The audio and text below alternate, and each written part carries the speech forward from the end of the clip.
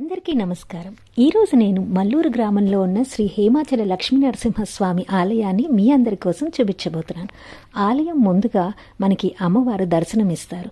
ఈ అమ్మవారు ఆశీస్సులు తీసుకుని అలా ముందుగా నడిచినట్టయితే ఈ మెట్ల ద్వారా మనం గుడి లోపలికి చేరుకోవచ్చు అనమాట. అక్కడే హనుమంతుల వారి విగ్రహం దర్శనం కూడా మనకి లభిస్తుంది. సో లోపలికి వెళ్ళగానే ఆలయ ప్రాంగణం చాలా విశాలంగా ఉంటుందండి. ఎంతో అద్భుతమైన గుడి. ఇది కొండల మధ్యలో ఉంటుంది. మనకి ముందుగా హనుమంతుల వారి ఆలయం ఉంటుంది లోపలికి వెళ్ళగానే. అలానే సత్యనారాయణ స్వామి వారి ఆలయం కూడా మనకి దర్శనమిస్తుంది. అలానే మెట్ల ద్వారా వెళ్ళినట్టయితే మనకి శ్రీ హేమాచల లక్ష్మీ నరసింహస్వామి విగ్రహం మనకైతే ఇలా దర్శనమిస్తారనమాట. అయితే ఈ విగ్రహానికి చాలా ప్రత్యేకత ఉందండి. ఎందుకంటే ఇది మానవ శరీరంలా కనిపిస్తుందండి. మనకి పూజారి గారు చూపిస్తారు.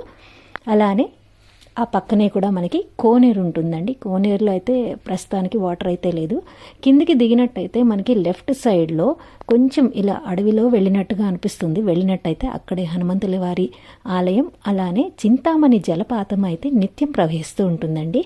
తప్పకుండా చూడండి. Thanks for watching. Please like and subscribe.